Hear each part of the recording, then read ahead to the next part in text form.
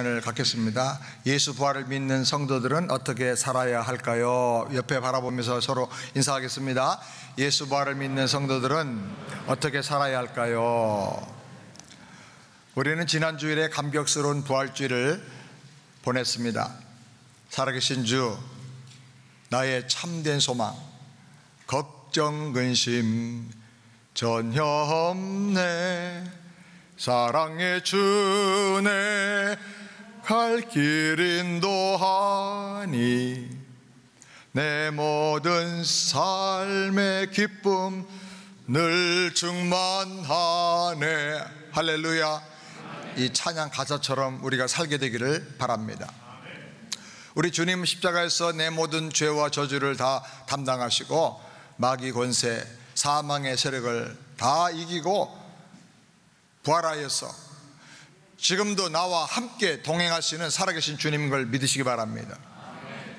그렇다면 이 부활신앙을 가진 성도들은 남은 인생을 어떻게 살아야 할 것인가?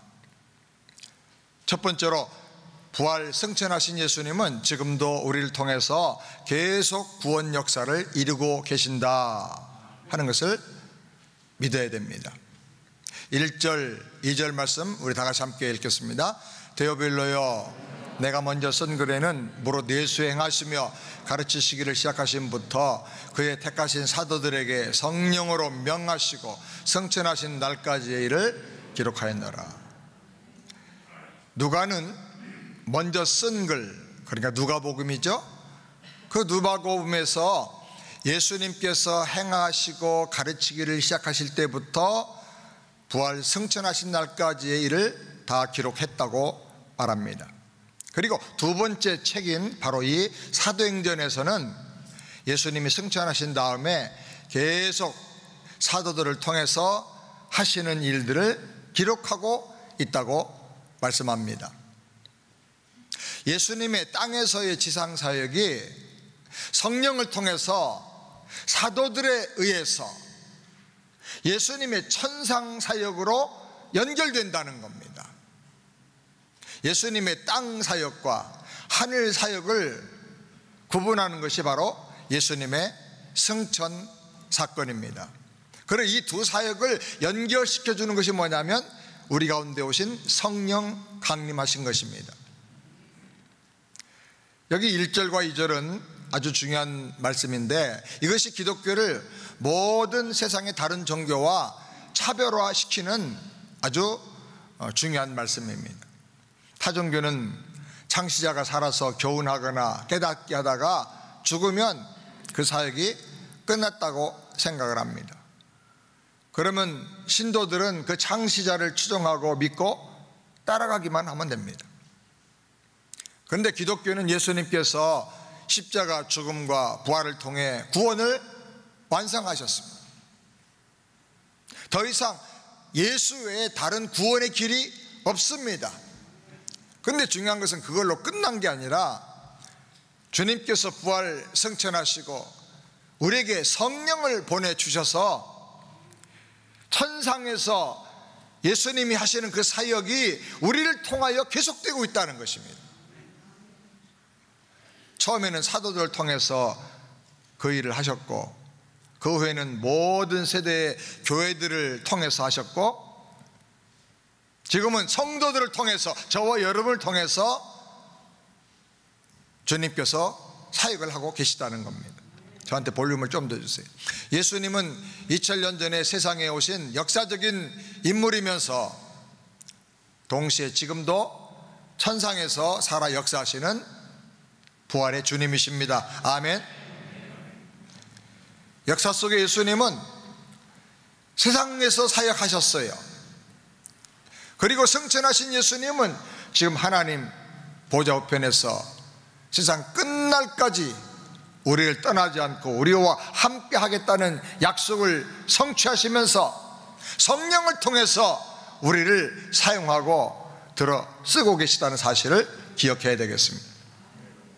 그래서 사도행전은 28장에서 그 기록이 끝났지만 살아서 하늘에서 역사하시는 주님에 의해서 성령의 인도를 따라 우리가 하나님 나라 복음 전파의 도구로 쓰여지고 있는 성도들의 행전, 성령을 통한 역사, 예수님의 천상사역은 계속되고 있는 것입니다. 우리는 그 상황 속에서 지금 살고 있는 것입니다. 그러면 여러분, 내가 하는 모든 행동, 내가 하는 모든 삶, 내가 가는 곳곳마다 주님이 함께 하시고 주님이 눈여겨 보고 계시다는 사실을 믿으시기 바랍니다. 거룩하시기 바랍니다. 죄와 싸우길 바랍니다. 끊어버리세요, 죄를. 그리고 모든 더러운 것과 악한 것을 이기고 부활하신 예수님의 능력으로 승리하기를 주님의 이름으로 축원합니다. 모 신학대학교의 총장님이 웃어보시라고요 하면서 보내주었습니다. 아리마다 요셉이 예수님의 시신을 본디오 빌라도에게 받아서 장례를 치르고 난 다음에 친구들이 찾아왔답니다. 친구들이 물었습니다. 자네 나사렛 예수, 그 목수 예수의 시신을 거두어서 장례를 치렀다면서? 요셉이 말했습니다. 그렇게 했어. 친구들이 또 물었습니다. 자네가 그토록 정성을 다해서 준비하고 아끼던 그 무덤을 예수님께 드렸다면서? 요셉이 대답했습니다. 그랬지. 친구들이 또 물었습니다. 자네가 그 무덤을 얼마나 비싸게 사가지고 얼마나 엄청난 비용을 들여서 정성껏 준비했는데 우리가 그걸 다 아는데 어떻게 그렇게 순수하게 내주었어? 한참 침묵하던 요셉이 말했습니다. 이번 주말에만 쓰신대. 주님 다시 부활하셔. 예수 복음의 능력은 정말 엄청난 것입니다. 인간 상상을 초월하는 것이 바로 복음의 능력이에요. 절대로 시시하게 대충 생각할 복음이 아닙니다. 예수 복음, 구원의 복음, 생명의 복음, 기적과 같은 능력의 복음, 거룩한 복음, 죄를 이기는 복음, 이 복음을 내 복음으로 만들길 바랍니다. 예수 복음이 내 복음이 돼야 돼요. 이 시대의 문제점은 복음이 약해진 게 아닙니다. 복음에 대한 신자들의 믿음이 약해진 것이 문제인 것입니다. 요즘 뜻있는 목회자들은 걱정을 합니다. 성도들이 점점 청중과 방관자가 되어 가는 것 같다. 신자들이 운동 경기를 보거나 콘서트를 구경하는 관중처럼 되어가고 있다는 것입니다. 교회는 영적인 공동체인데 공동체가 뭔지도 모르고 자기만 생각하는 사람들이 점점 많아진다는 거예요. 신앙생활보다, 영적인 생활보다, 거룩한 믿음 생활보다 육적인 생활, 쾌락의 생활에 치중하는 사람들이 점점 많아진다는 거예요. 변화되기보다 습관화된 교인들이 많아지고 있어요. 주일날에는 마치 몸이 꿉꿉할 때 사우나 가는 것처럼 영혼이 꿉꿉하니까 몸 풀러, 영혼 풀러 오는 사람들이 많아요. 위로받으려고 오고, 그냥 눈도장 찍으려고 오고, 사람 만나려고 오고, 찬양하고 노래 부르러 오고, 이렇게 형식적이고 습관적인 굳은 살 박힌 신앙생활을 하면 예배가 무덤덤해져요. 감동도 없어요. 은혜도 없어요. 변화도 안 일어나요.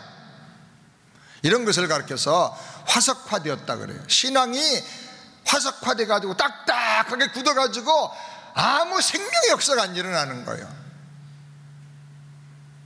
잘못하면 목회자도 이렇게 될 수 있고 장로님을 비롯해서 중직자들도 이렇게 될 수 있어요. 부활하신 주님은 살아계세요. 여러분의 일거수일투족을 다 보시고 계시고 여러분을 거룩하게 다듬어서 들어쓰길 원하세요. 아멘. 말세가 될수록 영적인 양극화 현상이 더 극심해질 것이라고 성경이 말합니다. 많은 사람들이 신앙의 굳은 살이 박혀서 화석화된 채 아무 감동 없이 회개도 없이 돌이키는 변화도 없이 그냥 습관적으로 교회를 다닙니다. 그런데 또 다른 편에서 어떤 사람들은 뜨겁게 주님을 사랑하고 복음의 능력으로, 생명력으로 계속 변화되면서 충만해져 가지고 그 복음을 목숨 걸고 전하는 사람들이 나타나게 된다는 것입니다. 생명이 있는 자는 은혜를 받아서 더 충만하게 되고, 그래서 믿음 위에 믿음, 은혜 위에 은혜가 되고, 복음이 없는 사람, 생명이 없는 사람은 있던 것마저 다 빼앗겨버리는 상태가 될 것이라고 성경은 말합니다. 사랑하는 우리 새안의 성도들은 생명 있는 자가 되길 바랍니다. 날마다 부활하신 주님을 늘 생각하면서 하늘에서 나를 보시고 나를 들어 쓰길 원하시는 그 주님을 생각하면서 주님, 저를 들어 써주세요. 주님의 천상사역의 도구가 되게 해주세요. 그래서 복음의 능력으로 날마다 기뻐하고 변화되면서 살게 되기를 바랍니다. 죄악 많고 슬픔 많은 세상을 이기고 살아야 돼요. 세상 따라가면 망하는 거예요. 두 번째로, 부활의 주님은 수많은 증거를 통해 확고한 부활신앙을 갖도록 강화시켜 주십니다. 3절 말씀 다 같이 함께 읽겠습니다. 해 받으신 후에 또한 저에게 확실한 많은 증거로 친히 사심을 나타내사 40일 동안 저에게 보이시며 하나님 나라 일을 말씀하시니라. 누가는 예수님의 승천을 말하기 전에 부활에 대해서 다시 한 번 더 강조하고 있습니다. 주님의 부활이 없다면 주님의 승천도 없는 것이다. 주님의 부활이 없다면 우리의 부활도 없는 것이다. 주님의 부활이 없다면 우리의 믿음은 다 헛것이다. 성경은 주님이 부활하여서 확실한 많은 증거를 통하여 친히 살아계심을 나타내셨다고 말합니다. 40일 동안 사도들에게 보여주셨다 그랬어요. 같이 밥 먹고 같이 허그하고 같이 사랑하고. 예수님의 부활 사건보다 더 확실하고 분명한 증거가 많은 사건은 없습니다. 예수님은 부활하여 살아계신 주님인 것을 확실히 믿으시기 바랍니다. 제자들이 40일 동안 부활하신 예수님과 함께 하셨다 그랬어요. 40일이라고 하는 이 숫자가 성경에서 늘 영적으로 중요한 의미를 가지고 사용이 됩니다. 광야 생활 40년 했죠. 40. 예수님께서 금식기도 40일 동안 하셨어요. 모세가 40일 동안 시내산에 올라가서 하나님의 말씀 율법을 받아왔어요. 4라는 숫자는 땅의 숫자를 말해요. 동서남북 해서 그런지 4는 늘 영적으로 땅의 숫자다. 10은 십진법 세계에 있어서 옛날에 꽉 찬 충만의 숫자예요. 40은 신자의 한평생을 상징하는 거예요. 광야 생활 40년 하면서 믿음이 훈련받고 연단받아서 결국 구원의 자리에 들어가게 되는 것, 그 신자의 한평생 믿음 생활을 말해요. 40일 동안 증거를 나타내셨다 하는 것은 땅에서 충만하고 완전한 증거를 아주 분명하게 보여주셨다 그 말이에요. 또 신자는 이 세상을 살 동안에 예수 부활 신앙을 가지고 살아야 한다는 거예요. 그래야 사망의 세력을 이길 수 있고 죄악 세상을 이길 수 있고 악한 마귀의 유혹을 이길 수가 있다는 거예요. 루터가 종교개혁을 할 때 날마다 위협과 핍박이 엄청나게 일어났어요. 교황청에서 사람들 보내서 암살자를 보내서 죽이려고 하고 위협을 하고 죽을 위기를 수도 없이 겪었어요. 그래서 두려워지고 의기소침하고 낙심하게 되었어요. 그런데 어느 날 그 아내가 검은 상복을 입고 나왔어요. 루터가 물었습니다. 누가 죽었는가요? 어디 장례식에 가나요? 예, 장례식에 갑니다. 누구 장례식입니까? 예수님이 죽어서 장례식에 가려고 합니다. 아니, 예수님이 죽으시다니, 주님은 부활하신대요. 예수님이 살아계시면 당신이 그렇게 낙심하고 절망할 이유가 있습니까? 당신 낙심하는 거 보니까 예수님 죽은 거 아닙니까? 그 아내의 지혜로운 말에 루터가 크게 깨닫고 철저하게 회개한 다음에 부활하신 주님을 의지하고 새 힘을 얻어서 종교개혁을 달성했다고 합니다. 사랑하는 여러분, 예수님이 죽으셨나요? 그래서 그렇게 막 세상을 향해서 가고 있습니까? 죄 짓고 있습니까? 그래서 그렇게 낙심합니까? 염려합니까? 걱정 근심합니까? 예수님은 분명히 살아계십니다. 아멘. 부활하신 주님은 40일 동안 제자들에게 하나님의 나라 일에 대해서 말씀하셨습니다. 하나님의 나라는 주님이 전파하신 복음 핵심 내용이에요. 바울도 하나님 나라의 복음을 전했다 그랬어요. 사도행전 28장에 보니까 바울이 28장 23절 다 같이, 바울이 아침부터 저녁까지 강론하여 하나님 나라를 증거하고, 그 다음 31절에도 봅시다. 담대히 하나님 나라를 전파하며 주 예수 그리스도께 관한 것을 가르치되 그 많은 사람이 없었더라. 예수 믿고 그냥 영생하더라 그 정도가 아니고, 예수 믿고 구원받는 것이 하나님 나라에 들어가는 것이다. 하나님 나라는 구세주요 왕이 되신 예수님을 내 안에 영접할 때 그 성도의 마음속에 하나님의 나라가 임하는 거예요. 만왕의 왕이신 주님이 여러분 안에 들어가셔서 여러분을 다스려 주시는 거예요. 주님을 의지하세요. 순종하세요. 주님께 헌신하세요. 그러면 여러분의 인생이 점점 믿음이 훈련받아가지고 강력한 믿음으로 잘 되게 되고 믿음대로 승리하게 되는 거예요. 그 통치를 거부하면 결국은 압살롬처럼, 또 다윗 왕국의 많은 반역자들처럼 다 언젠가는 처단되는 거예요. 하나님의 나라 복음이에요, 이것이. 예수님 영접하면 내 안에 하나님의 나라가 임해요. 그리고 공동체인 교회 안에서 서로 사랑하면서 왕이신 주님을 예비하면서 하나님의 나라가 눈에 보이는 모습으로 실현되는 거예요. 그리고 복음 전도와 선교를 통해서 세상의 모든 땅끝까지 하나님의 나라가 확장이 되는 겁니다. 그리고 예수님께서 영광스럽게 재림하실 때 그 하나님의 나라가 이제 비저불하게 눈으로 볼 수 있게 이 땅에 영원히 완성이 되는 것입니다. 이것이 우리 신자가 가지고 있는 희망입니다. 신자는 예수 부활의 복음과 생명력을 가지고 영광스러운 하나님 나라의 비전을 품고 살아가는 거예요. 그 하나님 나라의 희망과 비전이 있을 때 세상의 고통과 아픔도 이길 수가 있고, 억울해도 주님 바라보고 참을 수가 있고, 하늘의 미라처럼 썩어질 수가 있는 거예요. 그리고 수많은 유혹들, 이 시대에 얼마나 많은 유혹이 많아요. 쾌락의 유혹, 성적인 유혹, 물질의 유혹이 얼마나 많아요. 그걸 하나님 나라 비전을 가지고 끊어버릴 수가 있는 거예요. 그리고 왕이신 주님께 열심히 나와서 예배하며 그 하나님 나라 비전과 영광에 우리가 붙잡혀 살게 되는 것입니다. 이런 행복한 은혜가 넘치게 되기를 바랍니다. 그 다음에 세 번째로, 예수님은 신자들에게 성령의 권능을 선물로 주시겠다고 약속하셨습니다. 4절 5절 말씀 다 같이 함께 읽겠습니다. 사도와 같이 모이사 저에게 분부하여 가라사대 예루살렘을 떠나지 말고 내게 들은 바 아버지 약속하신 것을 기다리라.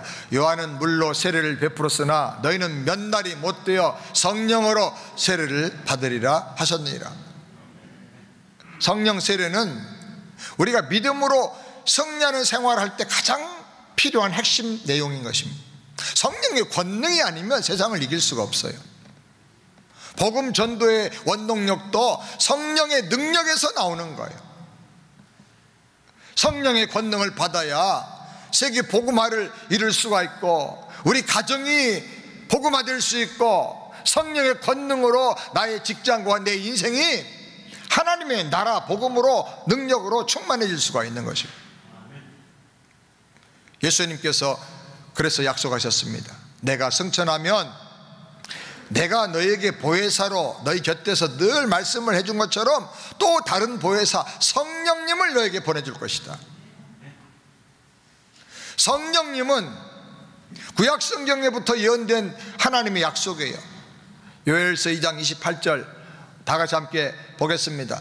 그 후에 내가 내 신을 만민에게 부어주리니 너희 자녀들이 장래를 말할 것이며 너희 늙은이는 꿈을 꾸며 너희 젊은이는 이상을 볼 것이며 그때 내가 또 내 신으로 남종과 여종에게 부어줄 것이며.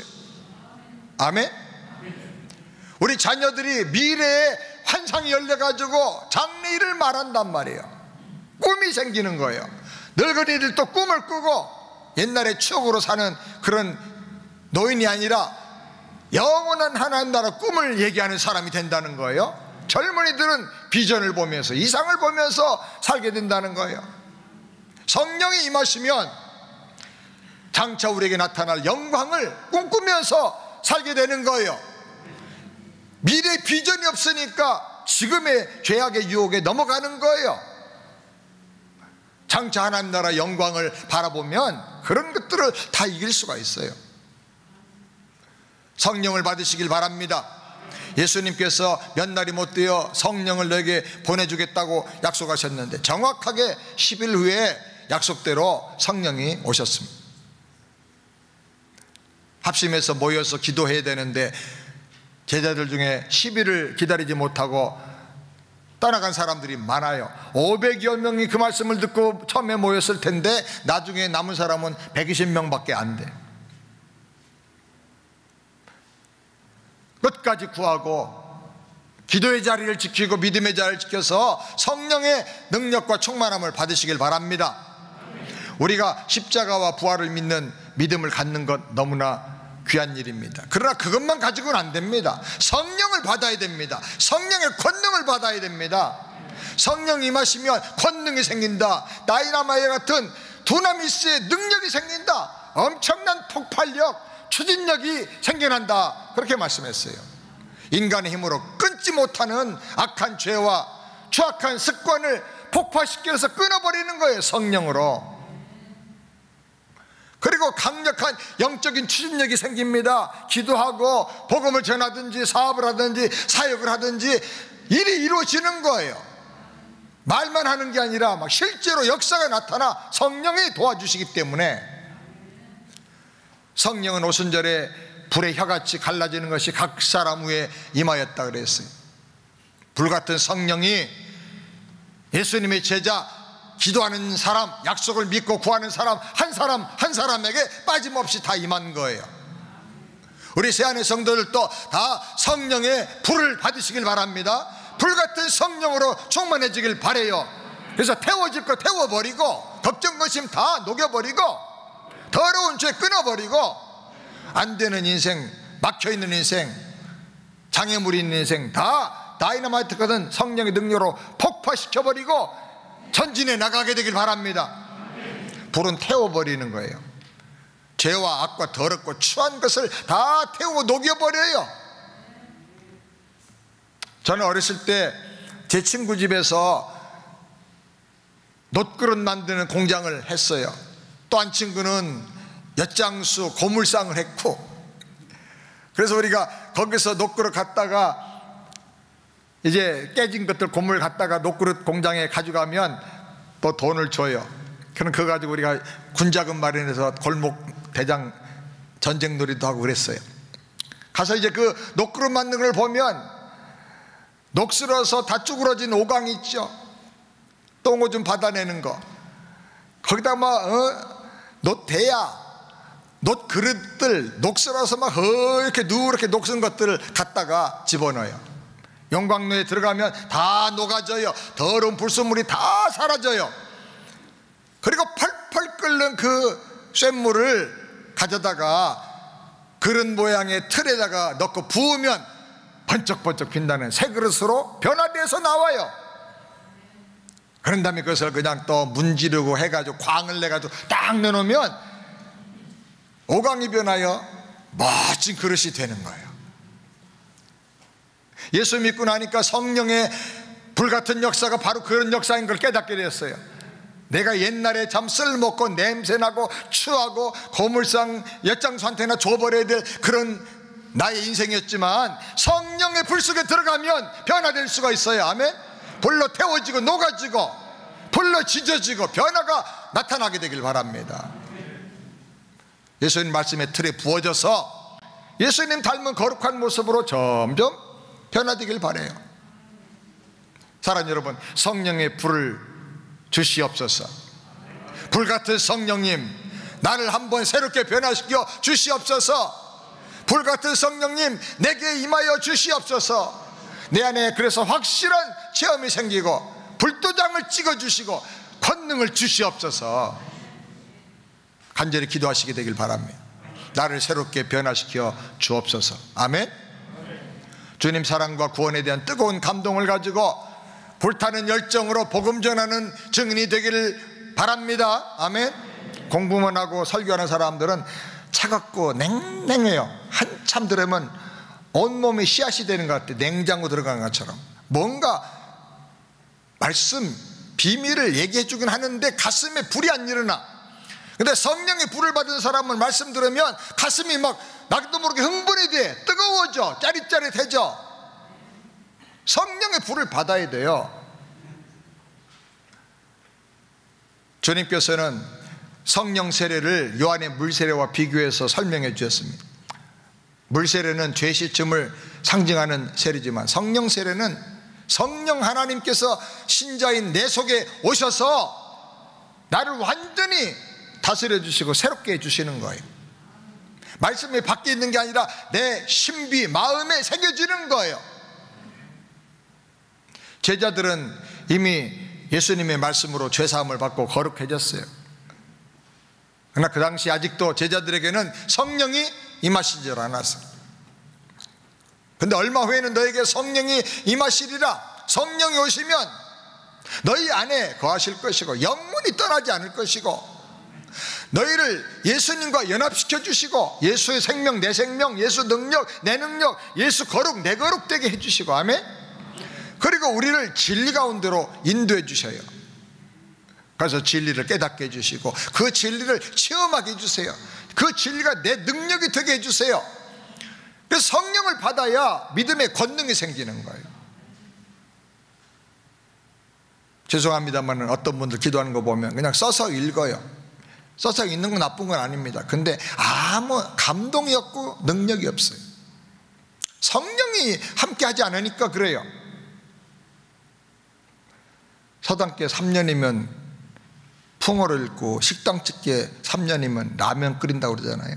목회 3년 이상 제대로 잘하면 그게 보여요. 설교 듣는 성도들을 보면 영적으로 지금 어떤 문제가 있는지를 대충 알 수가 있어요.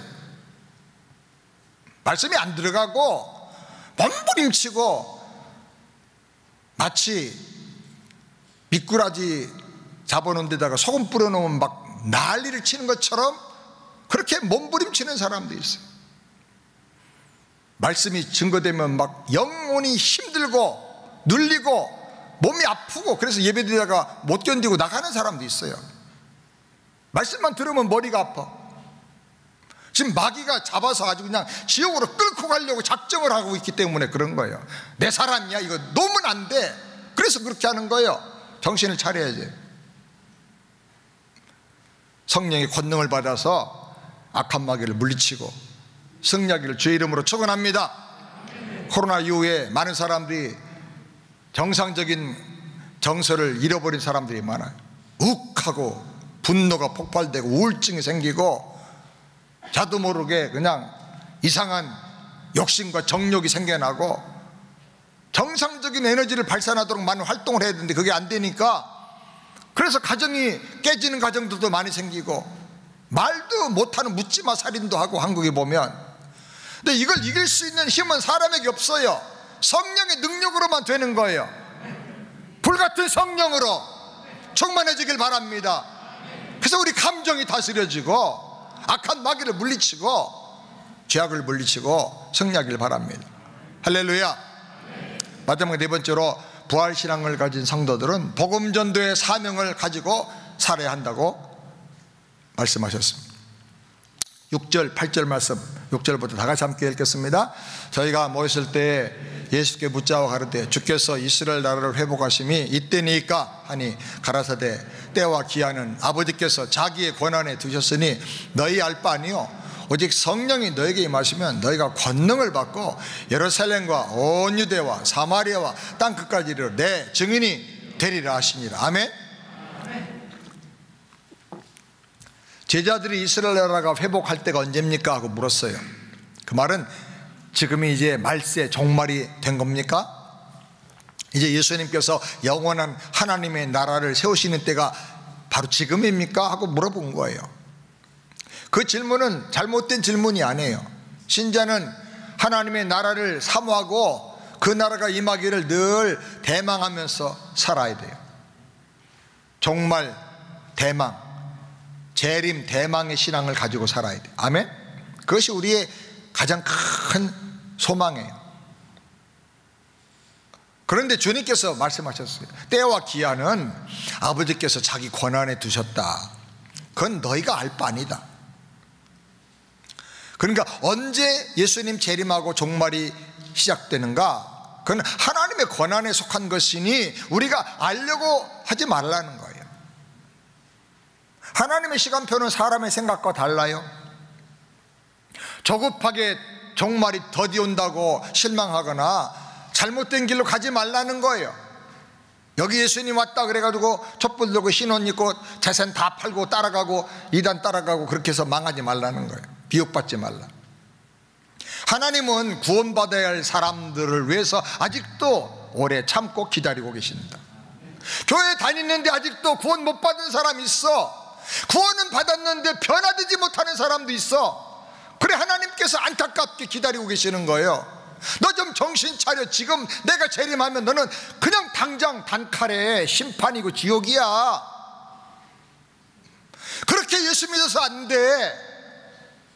너의 가족들, 친척들 생각해봐. 돌아봐. 교회 왔다 갔다 한다고 교회 구원 받은 게 아니야. 복음이 살아 역사하는 그런 믿음을 가져야 구원 받는데, 너의 가족들은 다 구원 받았어. 너의 친척들, 너의 친구들, 내가 아는 사람들 만나서 골프나 치고 밥이나 먹으러 다니지 말고 복음 전하고 있어. 주님께서 구원받을 영혼들을 생각해서 오래 참고 기다리신다 그랬어요. 하루가 천년같이 참으신다 그랬어.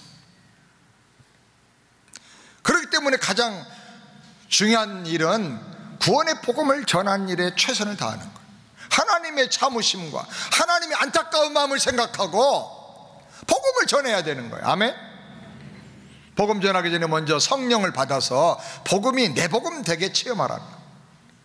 예수 사랑 내 사랑, 예수 능력 내 능력, 예수 생명 내 생명, 예수 권세 내 권세. 아멘.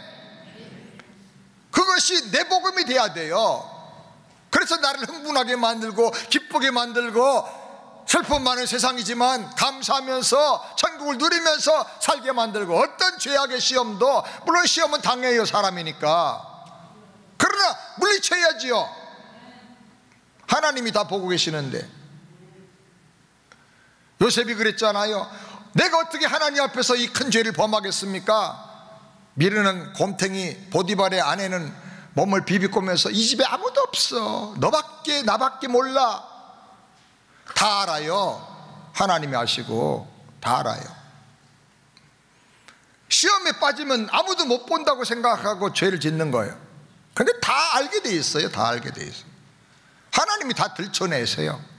마지막 날에는 끝장내는 거예요. 그러니 회개하고 구원에 합당한 삶을 살고, 아직도 복음을 못 들은 사람에게 생명의 복음을 전하고, 그렇게 살아야 된다는 거예요. 먼저 성령을 받아라. 그 복음이 너의 복음, 너의 능력, 너의 기쁨, 너의 생명이 되게 해라. 성령이 임하시면 십자가 부활과 성천하신 능력의 복음이 내 복음으로 체험이 되는 거예요. 아멘? 성령으로 복음의 능력을 체험하면서 그 기쁨과 감격과 능력을 가지고 담대하게 복음을 전하면서 살게 되길 바랍니다. 성령의 권능을 받으면 강하고 적극적인 믿음이 생겨서 복음 들고 땅까지 나가서 선교하게 되는 것입니다. 예수님은 종말을 사는 성도는 사명, 미션을 가지고 살아야 된다고 말씀하셔요. 성령의 권능을 받고 내 증인이 되라. 너희는 목적 중심의 인생을 살아라. 사명이 있는 인생을 살아라. 달려갈 방향이 분명한 인생을 살라는 거예요. 인류를 위한 구원의 십자가와 부활을 통해서 구원이 다 완성되었어요. 이제 완성되어서 이 구원의 복음을 딜리버리 하는 사람 되라는 거예요. 땅끝까지 가지고 가서 전하라는 거예요. 전하기만 하면 내가 그 사람 구원하는 건 내가 책임지겠다. 복음 전할 대상은 예루살렘과 유대와 사마리아와 땅끝까지 이 세상 모든 세상에 사는 모든 사람들이다라고 말씀합니다. 세상에 예수님의 복음이 없어도 되는 사람은 하나도 없어요. 세상에 죄로 말미암아 심판받지 않을 사람 하나도 없어요. 다 심판받습니다. 오직 예수 나의 구주로 영접한 사람, 죄사함받고 죄를 이기는 삶을 사는 사람들만 구원받고 하나님 나라에서 왕같이 영광스러운 영원한 삶을 살게 되는 것입니다. 그렇기 때문에 제자들은 로마까지 가서 복음을 전했습니다. 바울은 로마를 거쳐서 스페인까지 가서 복음을 전하고 또다시 돌아왔어요. 베드로와 바울이 잡혀서 로마에서 한날에 순교를 당했어요. 베드로는 목이 잘려서 죽었고 베드로는 거꾸로 십자가에 달려서 죽었어요. 예수님 제자 중에 제일 믿음이 약했던 도마는, 의심 많았던 도마는 땅끝까지 가면서 복음을 전하다가 인도까지 가서 복음 전했어요. 인도에 지금도 힌두, 무슬림이 많은 거기에 도마를 성자로 추앙을 하고 있어요. 거기서 복음을 전하다가 배 타고 이렇게 파손됐던 사람들이 와가지고 복음 전해보니까 조선에서 온 사람들이야. 그래가지고 그 당시 삼국시대에 금강 과야 신라에도 오고 백제에도 가서 복음을 전했다는 거예요. 김수로 왕이 세례를 받았다고 하는 그런 증거들이 좀 많이 나오고 있어요. 땅끝까지 가서 그야말로 한국에까지 가서 복음을 전한 거예요. 모든 제자들이 땅끝까지 가서 이 복음을 전했어요. 그리고 성령께서 사도들을 감동시켜서 기록하게 하신 성경 말씀을 통해서 온 세상에 이 성경이 전파되면서 복음이 증거됐어요. 한국의 대동강에 토마스 선교사가 왔는데 내리자마자 잡혔어요. 예수 복음 얘기 한마디도 못하고 목이 잘려서 죽었어요. 목 잘려 죽기 전에 가져왔던 그 책을 던져줬는데 어떤 사람이 그 성경책을 가지고 가서 한국의 귀한 종이로 되어 있는 종이니까 그걸 한 장 한 장 뜯어가지고 집에다가 벽에다가 붙였어요. 벽지로. 그런데 벽지로 붙여놓고 보니까 무슨 글이 있어가지고 읽어보니까 하나하나가 마음을 파고드는 거예요. 그래서 목을 잘랐던 사람이, 그 벽지도 붙였던 사람이 예수 영접했어요. 구원받았어요. 이런 역사들이 일어난 거예요. 이런 역사들이. 그래서 한국이 복음화된 거예요. 지금 거지 같은 나라, 전 세계에서 제일 못 살던 나라, 나라가 좁죠, 백성이 적죠, 정치는 맨날 싸움이나 하죠. 자원이 있습니까? 뭐가 있습니까? 강대국의 틈바구니에 딱 껴가지고 제일 어려운 나라인데 복음이 들어가면서 하나님께서 경제적으로 축복해서 경제 10위 대국이 되게 해주신 거예요. 할렐루야. 이 복음이 우리에게까지 온 거예요. 오늘 우리는 특별히 새안교회는 그림 일대를 통해서 이 복음이 들어가지 않은 나라, 선교한다고 하면서 복음은 안전하고 딴 일만 하는 선교사님들, 목회자들에게 우리가 섬기고 챌린지해서 지금 이 복음을 얼마나 열심히 전하고 있는지 몰라요. 쿠바가 난리가 나죠. 태국이 지금 난리가 나고 있죠. 탄자니아, 도미니카, 여러 나라들이 난리예요 지금.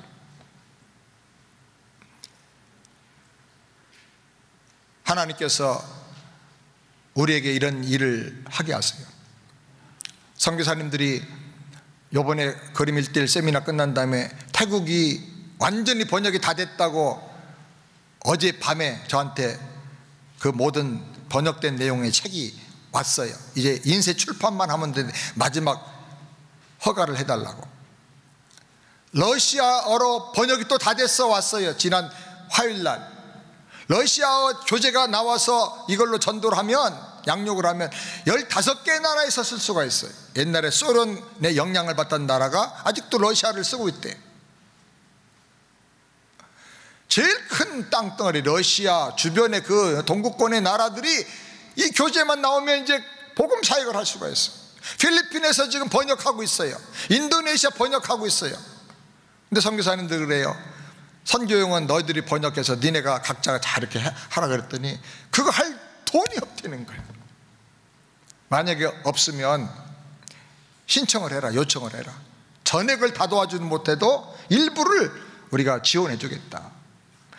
네, 핵심은 네비우스의 자립, 자전, 자치, 자건, 자립적으로 하는 것이 우리 교회 선교의 원칙이다. 그러나 처음에 스타트할 때 마중물처럼 조금 지원이 필요하니까 그건 우리가 준비하도록 하겠다. 한 나라의 교재를 만드는데 한국에서 만들어서 보내려고 하면 한 3,000불쯤 들어가요, 선교용으로. 그럼 한 1,000불이나 이쯤 우리가 지원해주면 나머지는 선교에서 할 수가 있어요. 러시아는 완전히 이제 칼라로 버전을 해가지고 번역을 했는데 그거를 한 4,000권 찍어내는데 한 400만 원 들어가요. 러시아로도 보내는데 한 100만 원 들어가요. 그러니까 한 5,000불 가량 가까이 들어가는 거예요. 그렇게 하면 그걸 가지고 수많은 사람들이 예수님 복음을 구체적으로 듣게 되고, 참 놀라운 것은 그림 1대1 교재를 가지고 훈련받은 분들이 복음을 해보니까, 전해보니까 놀라운 거예요. 사람들이 막 울면서 예수님을 영접하는 거예요. 한 번도 그런 적이 없었는데 자기가 사역할 동안에 사람들이 예수님을 영접하는데 울더라는 거예요. 울더라는 거예요. 놀라운 하나님의 기름 부음의 역사가 일어나고 있습니다. 하나님 우리 세안교회를 사용해 주시니까 감사하고요. 우리가 더 열심히 기도하면서 이렇게 은혜 주실 때 하나님 저도 써주세요 하고 우리가 헌신하면서 이 일에 참여하게 되기를 주님의 이름으로 축원합니다. 다 같이 기도하겠습니다. 할렐루야. 주님은 부활하여 살아계시고 천상에서 지금도 계속 세상의 변화와 구원을 위해서 역사하시는데, 이제는 나를 들어서 나에게 성령의 충만함을 주시고 복음을 내 복음 되게 만들어 주셔서 나를 통하여 하나님의 나라 확장하게 하시고 영혼을 구원하게 하시고 하나님의 축복을 전달하게 하시려고 하시는 놀라운 계획을 주시니 감사합니다. 이걸 믿음으로 받아들이길 원합니다. 예수 생명 내 생명, 예수 능력 내 능력, 예수 승리 내 승리가 되기를 원합니다. 주여 저희를 성령으로 충만하게 채워주시고 변화시켜 주셔서 영혼을 구원하고 많은 사람들을 살리는 도구로 저를 써주시고 우리 자녀들을 써주시옵시고 저희가 하는 비즈니스와 직장과 하는 모든 일을 사용하여 주시옵소서. 예수님의 이름으로 기도드리옵나이다. 아멘.